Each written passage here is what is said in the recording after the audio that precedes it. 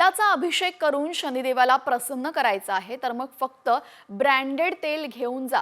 कारण तुम्ही जर सुट्ट तेल घेऊन गेलात तर तुम्हाला शनिदेवावर अभिषेक करता येणार नाहीये। शनिदेवाला तेलाचा अभिषेक करायचा आहे तर 1 मार्च पासून फक्त ब्रँडेड कंपनीचं शुद्ध रिफायनरी खाद्यतेलच वापरणं आता बंधनकारक करण्यात आलेलं आहे। शनी शिंगणापुरामध्ये चौथऱ्यावर जाऊन शनिदेवाच्या मूर्तीवर तैलाभिषेक करण्याची परंपरा आहे। मात्र तेलामध्ये भेसळीमुळे शनिदेवाच्या स्वयंभू शिळेची झीज होतीये आणि त्यामुळेच आता भाविकांनी आणलेल्या तेलाची शंका आल्यास ते स्वीकारलं जाणार नाहीये। या संदर्भात अधिक माहितीसाठी आमचे प्रतिनिधी सुशील थोरात आपल्यासोबत जोडले गेलेले आहेत। सुशील, फक्त ब्रँडेड तेलाने शनिदेव प्रसन्न होणार आहेत का? नक्की काय घडतंय तिकडे?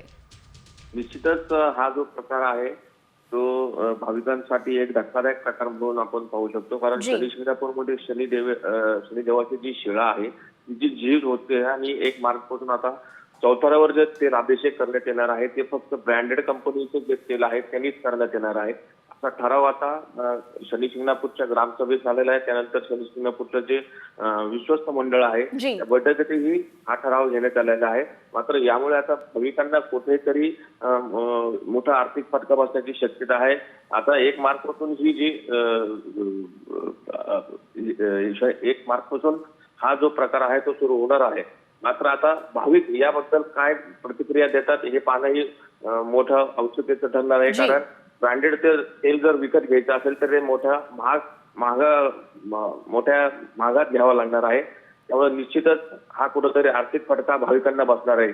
आणि या जो ठराव झालेला आहे या ठरावाला काही ग्रामस्थांनी विरोध केला होता। मात्र बहुमताने हा ठराव या शनी शिंगणापूर देवस्थानने घेतलेला आहे। त्यामुळे 1 मार्च पासून जो तेलाचा हा ठराव आहे तो जर अंमलात आणला तर भाविक काय करणार याकडे आता पाहावं लागणार आहे।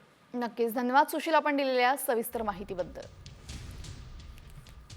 तर 1 मार्च पासून शनीच्या अभिषेकासाठी फक्त ब्रँडेड तेलच वापरायचं या संदर्भातली माहिती आपण अधिक पाहूया। शनी शिंगणापुरामध्ये चौथऱ्यावर तैलाभिषेकाची परंपरा अनेक वर्षांपासून आहे। शनिदेवाला सुट्या तेलाचा अभिषेक आता चालणार नाही।